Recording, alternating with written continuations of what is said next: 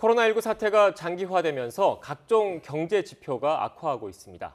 정부는 포스트 코로나를 준비하며 전 국민 고용보험 시대에 대한 구상을 내놨고 21대 국회가 개원하면 3차 추경도 속도를 낼 것으로 보입니다. 네, 오늘은 21대 당선인 가운데 경제통 두 분 모시고 이야기 나눠보겠습니다.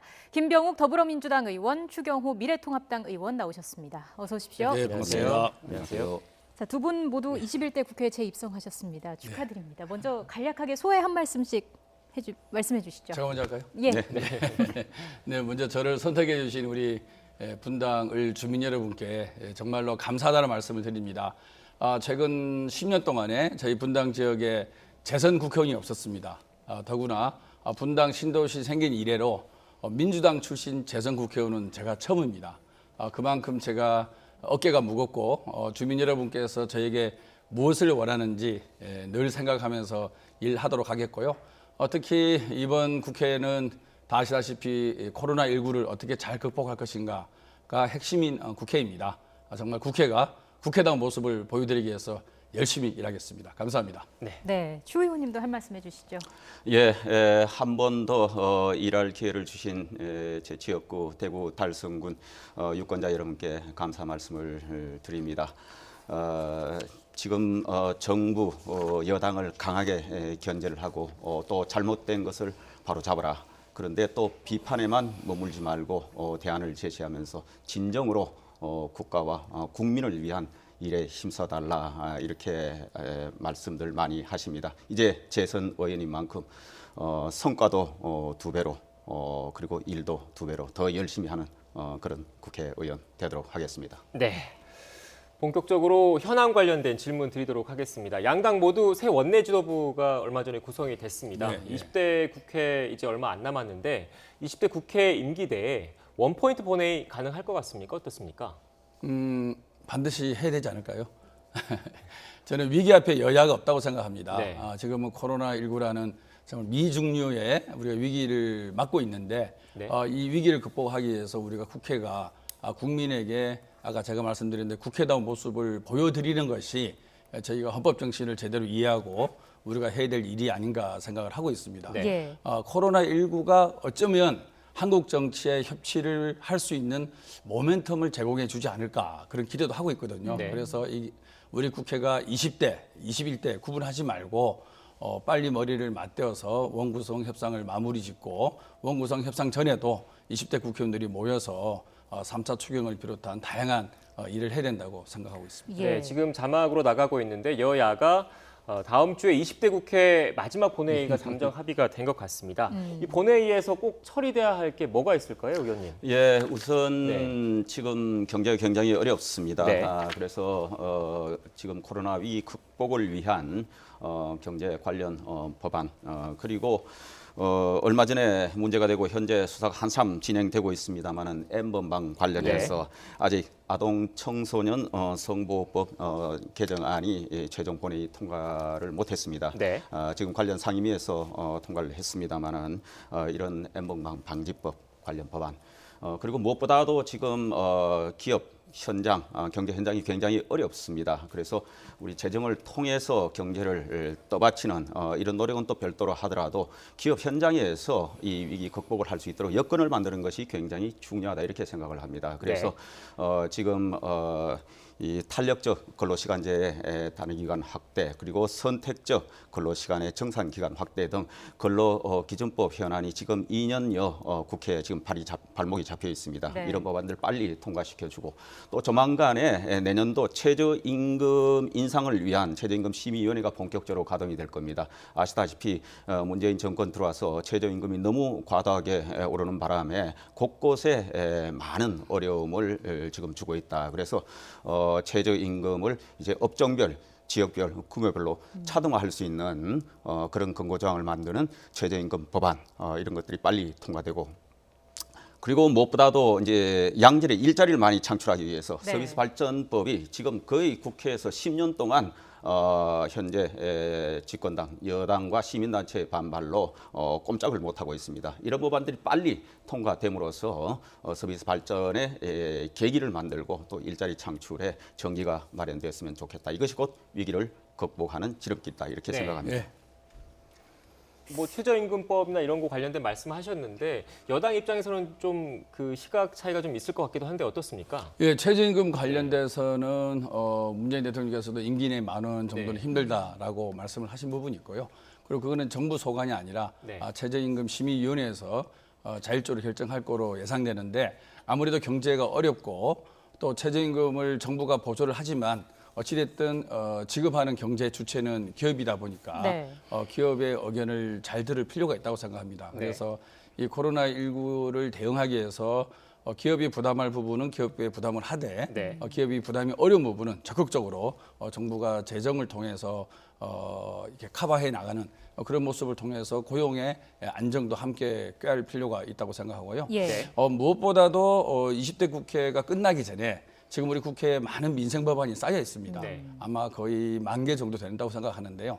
여야가 이견이 없는 법안들은 빨리 머리를 맞대고 노력해서 정말로 우리 법안 통과율이 30몇 %다 이런 얘기 안 듣고 네. 20대 국회가 잘 마무리되기를 바라고요. 방금 우리 추경호 의원님께서 말씀하신 좋은 법안들 다 함께 노력해서 통과시키고 여야가 이견 있는 부분들은 최대한 노력을 하되 이견이 좁혀지지 않으면 21대 국회 들어서서 바로 처리하는 그런 현명한 지혜를 발휘하는 새로운 21대 국회가 되었으면 좋겠다는 생각입니다. 네. 네, 기대를 해보겠습니다. 현안을 하나씩 좀 세부적으로 짚어보겠습니다. 두 분은 경제 통이시니까 경제 네. 관련 얘기를 먼저 좀 해보죠. 그 문재인 대통령이 전 국민 고용보험 기초를 놓겠다라고 언급을 했습니다. 지금 시기에 이걸 발표한 이유 그리고 필요성에 대해서는 어떻게 보시는지요? 뭐 다 아시다시피 지금 실업률이 올라갈 수밖에 없는 상황이고요. 네. 미국도 아까 통계를 보니까 상당한 숫자의 실업률이 올라가고 있고 앞으로 이것이 1, 4분기, 2, 4분기보다 3, 4분기, 4, 4분기 때 더 심각해지지 않을까라는 예측도 있습니다. 네. 이러는 속에서 우리가 정부가 어떤 역할을 해야 될 것인가라는 부분이 참 중요한데요. 물론 이 코로나19를 대응하기 위해서 새로운 경제 패러다임을 구축하고 그 경제 패러다임 맞게끔 각 경제 주체가 열심히 기업 경영 활동할 수 있게끔 서포트하는 것도 상당히 중요하죠. 네. 그와 아울러서 시장의 실패라고 하지 않습니까? 자본주의에서 이 보이지 않는 손해에서 시장이 잘 작동되어야 되는데 때로는 작동 안 될 때가 있습니다. 그렇게 작동이 안 될 때 정부가 나서서 마중물 역할을 저는 과감하게 해야 된다고 보는데 그 중에 하나가 바로 고용 부분이라고 생각하거든요. 네. 단기적으로 이 시장에 쇼크가 왔을 때 고용이 힘든 그런 우리나라 국민들을 위해서 정부가 어떻게 대응할 것인가 그런 깊이 있는 고민 속에서 아마 전국민 고용보험제가 논의가 되리라고 보고요. 네. 도입한다고 말씀 안 하셨고 단초를 놓겠다 이렇게 말씀하신 예. 거, 기초를 놓겠다 이렇게 말씀하신 그렇죠. 거는 그만큼 이것이 재정이 많이 소요가 되고 이것을 도입함에 있어서 고민해야 될 부분이 많다라는 그런 말씀이시거든요. 네. 하지만은 우리가 다 함께 잘 사는 대한민국을 만들어 나가는 데 있어서 노동의 가치가 제대로 실현되지 않고서는 공정 경제와 혁신 성장을 할 수가 없습니다. 그런 차원에서 반드시 이런 경제적 위기에 실패하는 그런 노동자들을 위한 사회 보장책을 정부가 함께 고민하고 나서서 대안을 만드는 것은 반드시 필요하다고 보고요. 이것이 경제 성장의 발전을 저해한다고 생각하지 않습니다. 복지가 안정이 되고 고용이 안정되었을 때 더 기업이 활력 있게 잘 돌아가고 더 노동자들이 노동 생산성이 높아지거든요. 네. 그래서 이 복지와 기업 경영, 창의적 활동 이런 것들이 선순환할 수 있게끔 정부가 설계를 잘 해야 되지 않나 그런 생각입니다. 네. 어제 이제 관련해서 논의가 좀 있었습니다. 국회 환경노동위원회에서 그 고용보험법 개정안이 의결이 됐는데 네. 지금 관심을 가졌던 게 그 고용보험 그 가입 대상, 적용 대상의 확대 여부였습니다. 네. 그런데 보험 설계사나 학습지 교사 등과 같은 특수고용직은 일단 빠지고 예술인만 포함이 됐거든요. 아무래도 이게 재정적인 문제 때문에 빠진 겁니까? 어떻습니까? 뭐 여러 가지 측면이 네. 있다고 봅니다. 우선은 전 국민 고용보험제 네. 이 시각부터 바로 잡아야 된다고 생각합니다. 우리가 전 국민 건강보험, 의료보험 이거는 적용이 될 수 있지만은 네.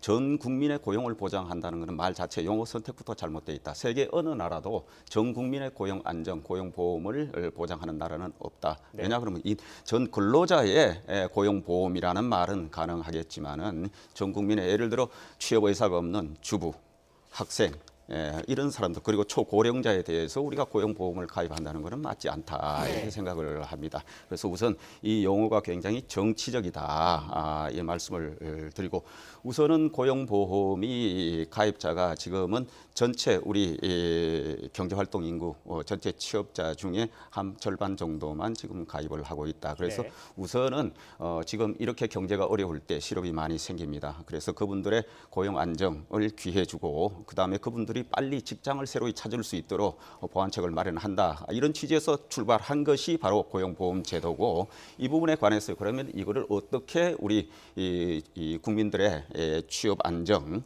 고용 안정을 위해서 작동시켜야 할 것이냐 이과 관련해서는 역시 포괄 범위 그리고 이 재원 부담을 누가 어떻게 해야 될 것이냐 이것이 굉장히 관건이다 이렇게 생각을 합니다. 예. 이과 관련해서 지금 이제 자영업자, 뭐 특수고용직 이런 식으로 확대를 해야 되는 거 아니냐 이렇게 생각을 주장을 하고 하는데 이건 또 업종의 특성이 있습니다. 과연 누가 고용을 하고 있느냐? 기본적으로 일반적으로 기업주와 근로자가 같이 분담을 하면서 이 제도를 유지를 해 나가는데 과연 자영업자가 거기에 고용하고 있는 사람이 누가 있느냐? 현재 예. 자영업자가 임의 가입자입니다. 네. 임의 가입자로 열어놔도 자영업자는 소득 포착이나 현실적인 집행 어려움 때문에 또 그분들이 실제로 고용보험에 가입을 원하고 있지 않는 경우가 대부분입니다. 현재 전체 자영업자 중에 0.4% 정도만 지금 가입을 하고 있다. 그리고 특수고용직 같은 경우에 과연 그분들이 한 사업장에 전속이 돼 있느냐, 여러 사업장에 또 같이 공동으로 있느냐, 이럴 때 누가 부담을 해야 되느냐, 예. 또 그들의 특성상 자영업자의 특성을 가진 부분도 많다. 이렇기 때문에 그 부담 주체 또 자칫하면 이것이 막대한 재정 소요가 또 이루어질 수 있다. 이런 측면에서도 업종의 특성, 또 보험 제도의 원래 그 특성 그리고 재정 부담 등을 잘 살펴서 이 부분이 현실적으로 적용 가능 범위 내에서 단계적으로 차근히 진행돼야 된다 이렇게 말씀드릴 수 있겠습니다. 예.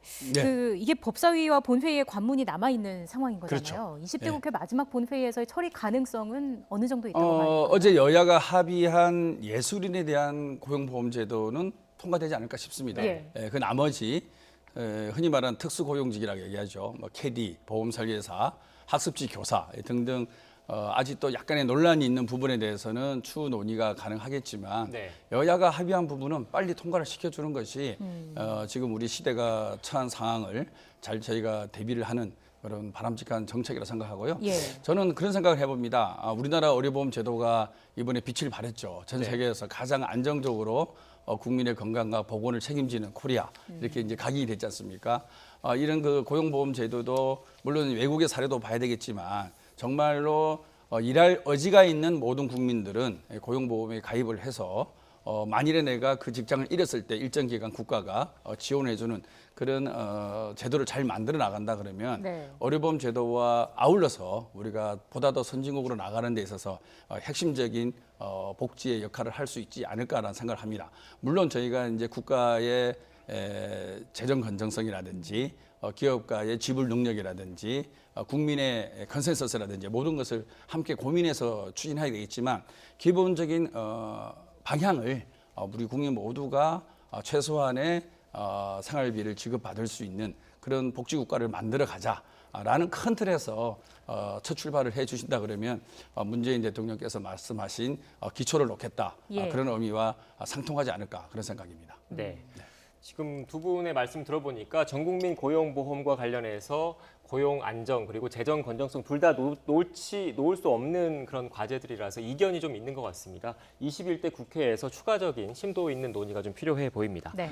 주제를 좀 바꿔서 3차 추경 얘기 한번 해보도록 하겠습니다. 예, 예. 3차 추경 지금 그 코로나19 관련해서 경제 상황이 안 좋기 때문에 3차 추경 추진해야 된다라는 게 이제 정부의 입장인데 야당에서는 어떻게 보고 계십니까? 기본적으로 네. 위기 극복과 관련해서 3차 추경 필요하다면 저희들도 적극 검토할 예정입니다. 다만 이과 관련해서는 우선 전제가 서야 됩니다. 1차, 2차 추경 때 아시다시피 뭐 저희들이 총선 기간이기도 했습니다만은 그때 부분적으로 이렇게 이런 소요가 있다고 해서 국회에 급하게 심의를 해서 통과를 시켰습니다. 네. 이제 지금 3차 추경을 정부가 준비한다면은 이제 호떡집에 불난 것처럼 이렇게 자꾸 그때 국회 추경을 제출할 것이 아니라 자, 지금 현재의 위기와 관련돼서 경제 상황이 어떻게 되고 있느냐, 그리고 앞으로 전망이 어떻게 될 것이냐, 그리고 어디에 얼마나, 그리고 그 재원을 투입했을 때 실효성은 있느냐, 그리고 재정을 투입하지 않고 위기 극복을 할 방법은 없느냐,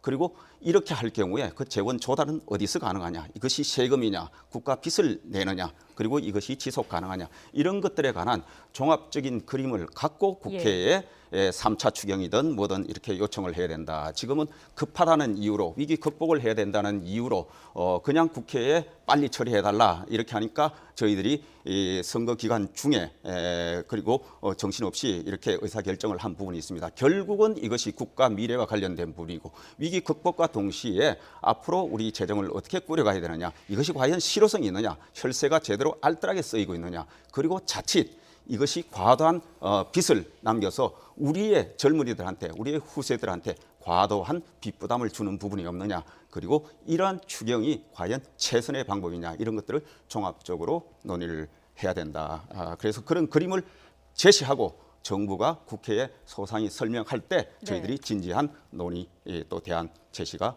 필요하다 이렇게 생각을 합니다. 지금 나오고 있는 재정 건전성 우려에 대해서 민주당의 생각이 궁금한데요.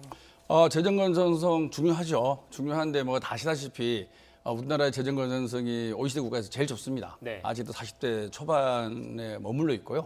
일본이 한 200 몇십 %, 미국도 100% 넘고 있고 유럽도 뭐 8, 90% 이렇게 돼 있습니다. 그래서 재정 건전성을 글로벌 스탠다드로 봤을 때는 상당히 우리가 여유가 많다는 생각하고요. 네. 저희가 재정을 이렇게 안정적이고 건전하게 유지한 이유는 어려울 때, 만일에 위기가 닥쳤을 때 좀 더 여유 있게 쓰자라고 이게 안정적으로 유지한 거라고 생각하거든요. 따라서 지금 이런 미중미의 위기 시대의 재정 건전성을 얘기하는 것은 저는 조금 균형적 시각이 아니다 생각합니다. 네. 저희가 이렇게 살림을 잘하고 저축을 잘 해놓은 것은 어려울 때 쓰고 어려울 때 좀 더 여유 있게 집행을 하기 위해서 이렇게 만들어 놓은 여력이라고 생각하거든요. 그래서 물론 그렇다고 앞뒤 가릴 것 없이 쓸 수는 없겠지만 지금 저희가 1, 2차 추경을 잘 했다고 생각하고요.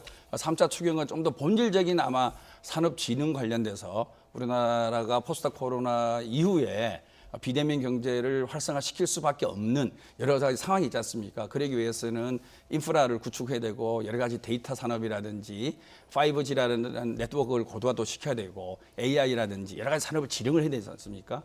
그래서 산업 지령에 관련해서 본질적으로 투자를 해야 되기 때문에 상당히 규모도 있을 거라고 생각합니다. 미국이 한 7천조 정도의 경기 부양책을 발표를 했거든요.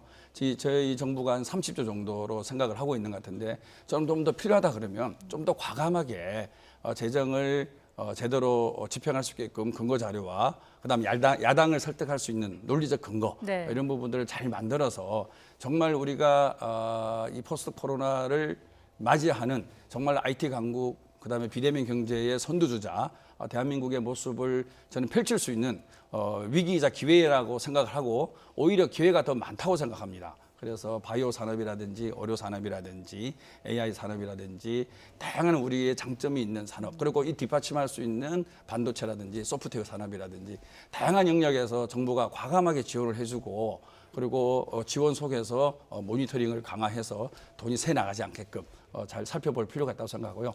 이와 아울러서 정부 재정 지출도 한번 점검해서 불필요한 재정 지출이 있으면 줄여야 되겠죠. 예. 그리고 세입을 늘릴 수 있는 또 방법이 없을까?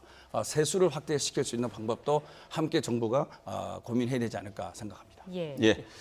재정 건전성 관련해서 이 말씀은 꼭 드려야 되겠습니다. 지금 문재인 정부 들어와서 재정이 너무 방만하게 운영이 되고 있기 때문에 국가 채무가 엄청나게 증가하고 있습니다. 금년에 벌써 세수 부족 현상이 생기고 금년에 최소한 경기가 좋지 않고 하기 때문에 정부가 당초 전망한 것에 비해서 20 내지 30조 원의 세수 펑크가 날 것으로 전망이 됩니다. 그리고 이렇게 나라 빚이 엄청나게 늘어나다 보니까 1인당 우리 국민 한 사람당 져야 될 빚 채무 부담이 당초 이 정부 출범할 때 1인당 1,200만 원 수준에서 이제 1,700만 원 수준, 약 500만 원이 늘어났습니다. 네. 그리고 국가 채무 비율이 이 정부 출범할 때 지금 금년의 전망을 해보면 약 10%포인트 정도 늘어납니다. 36%에서 금년에 한 46%까지 갈 걸로 전망이 되는데 이거는 과거 정부에 보면은 약 12년 동안 늘어난 채무를 이 정부는 3년 만에 늘어난다. 그리고 여러 OECD 국가 선진국의 채무 비율에 비해서 우리나라가 낮기 때문에 괜찮다 이렇게 이야기하시는데 우리가 간과하지 말아야 될 것이 바로 우리의 저출산 고령화 문제입니다. 독일이나 프랑스 등 OECD 국가들이 고령 사회 그러니까 65세 인구가 전체 인구의 14% 이상 넘어가는 고령 사회. 우리나라는 2017년에 돌입을 했습니다. 그때 그들 나라의 재정 건전성 그러니까 국가 채무 비율이 대개 10% 후반 또는 20% 또는 30% 초반이었습니다. 지금 우리나라는 고령사회에 막 진입을 했는데 우리의 국가 채무 비율이 벌써 40%를 넘고 금년에 45%가 넘는다. 지금 국제신용평가기관에서 금년에 정부의 공식 발표 자료 안에 국가신용평가에서 기관에서 경고를 했습니다. 우리나라 국가 채무 비율이 46% 되면은 국가신용 등급의 하향 조정 가능성이 있다. 그래서 금년 말에 45 내지 46%로 가고 문재인 정권 아마 끝날 무렵에는 50%가 넘을 걸로 생각이 된다. 그래서 위기 대응은 위기 대응대로 하지만은 재정 건전성의 화두를 놓쳐서는 안 된다. 이렇게 말씀드리겠습니다. 네. 지금 저희가 시간을 20분 정도 준비를 했습니다. 네. 그런데 벌써 이렇게 20분이 예, 예. 지나갔고요. 예. 지금 김 의원님 먼저 발언을 시작을 하셨고 예. 추 의원님이 마무리를 하셔서 공평하게 여야 이렇게 했으니까요. 이해를 부탁드리겠습니다. 끝나는 겁니까? 네, 시간이 다 돼서 네. 지금까지 김병욱 더불어민주당 의원 그리고 추경호 미래통합당 의원과 함께 이야기 나눠봤습니다. 오늘 말씀 고맙습니다. 고맙습니다. 예, 감사합니다. 네, 감사합니다. 예.